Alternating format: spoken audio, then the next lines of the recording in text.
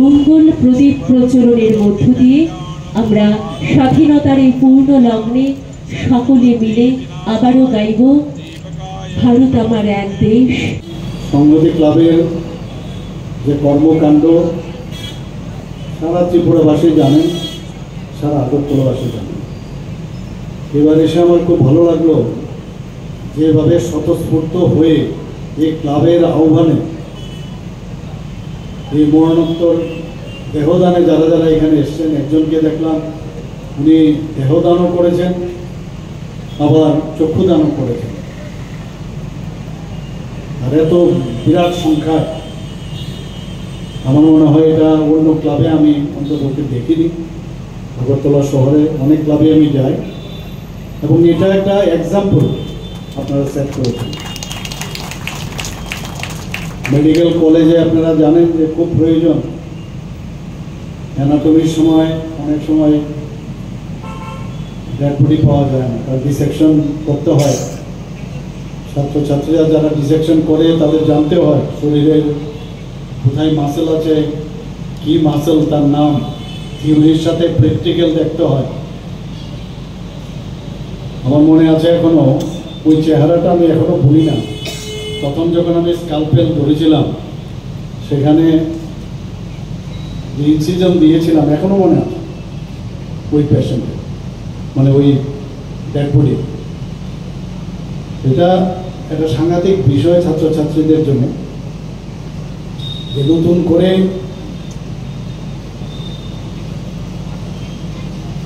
এই অ্যানাটমি সম্পর্কে জানা, কোথায় নার্ভ আছে, কোথায় লিম্ফেটিক ড্রেনেজ, কোথায় ভেসেল আছে, সমস্ত বিষয়ে তার জানতে হয়। এবং আমি যা দেখলাম আমাদের ত্রিপুরাতে এখন মানে অন্তরপক্ষে ডেড বডির আর অভাব হবে না মেডিকেল কলেজ স্টুডেন্টদের জন্য। যে পরিমাণে দেখলাম সত্যি আমার মানে খুব ভালো লাগলো। চক্ষুদানের কথা এখানে বলা হয়েছে, আমাদের মাননীয় বিধায়ক এবং এএমসি মেয়র সাহেব বলেছেন যে নিজে এই পৃথিবীতে ফিজিক্যালি না থাকলেও ওনার ফ্যামিলির লোক বা অন্যরা কিন্তু যাকে এই চক্ষুদান হবে তার মাধ্যমে যিনি দান করছেন তাকেও দেখতে পাবেন, আর উনিও সারা মানে পৃথিবীকে দেখতে পাবেন। এটা সাংঘাতিক বিষয়। এই ধরনের যে কর্মকাণ্ড আপনারা করেছেন সংহতি ক্লাবকে আমি মানে কতবার ধন্যবাদ দেবো, মনে হয় কমই ধন্যবাদ দিচ্ছি, আমি আরও বেশি করে ধন্যবাদ দেওয়া হবে।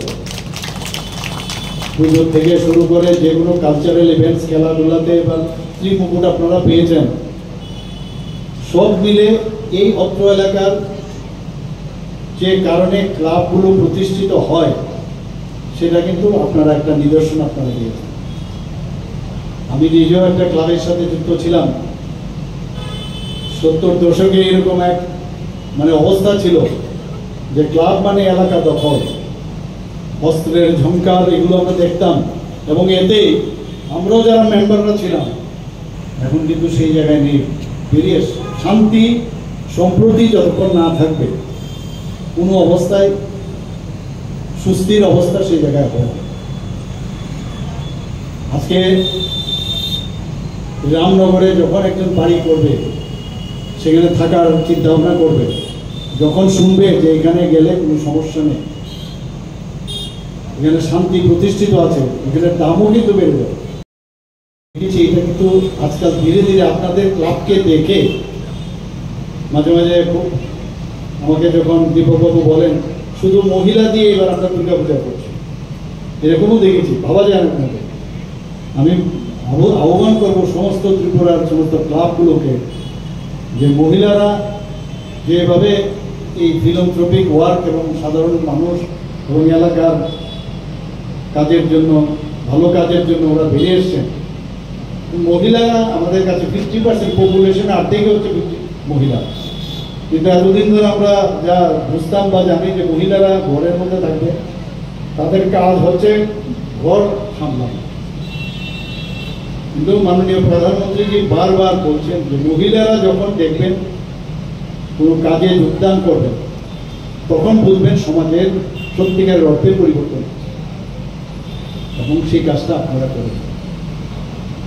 আপনারা এসএনজি গ্রুপের কথা আপনারা জানেন, আগে মাত্র সেলফ হেল্প গ্রুপের মহিলারা মাত্র 6,000-এর মতো ছিল, 5 থেকে 6,000। এখন প্রায় 45,000 গ্রুপ হয়েছে, কয়েক লক্ষ, প্রায় 3 লক্ষর মতো মহিলারা এর মধ্যে যুক্ত হবে। ওদেরকে ফান্ড দেওয়া হচ্ছে, সামাজিকভাবে অর্থনৈতিকভাবে ওনাদেরকে উন্নত করার চেষ্টা হচ্ছে। তো এই যে বিষয়, আমরাও চেষ্টা করছি মহিলাদের তাদের সিকিউরিটি থেকে আরম্ভ করে, পড়াশোনার থেকে আরম্ভ করে আমরা আমাদের সরকারের তরফ থেকে আমরা চেষ্টা করছি। আপনারা জানেন যে 33% রিজার্ভেশন আমরা চাকরির ক্ষেত্রে সংরক্ষণ রেখেছি মহিলাদের। গভর্নমেন্টের কোনো স্টল যদি হয়, সেই স্টলের 50% মহিলাদের জন্য রেখেছি। মহিলাদের নামে যাতে জায়গা জমি কিনে তার জন্য 1% লেস দিয়ে আমাদের রেজিস্ট্রেশন করা যায়। পিঙ্ক টয়লেটের ব্যবস্থা আমরা করেছি নগর পঞ্চায়েতের সমস্ত জায়গায়, যাতে কোনো জায়গায় যাদের নর্মাল যে টয়লেটগুলো আছে সেখানে না যেতে হয়, তাদের আত্মসম্মান যাতে বজায় থাকে, এর জন্য মহিলা এবং শিশুদের জন্য পিঙ্ক টয়লেটের ব্যবস্থা আমরা করি। আমরা মহিলাদের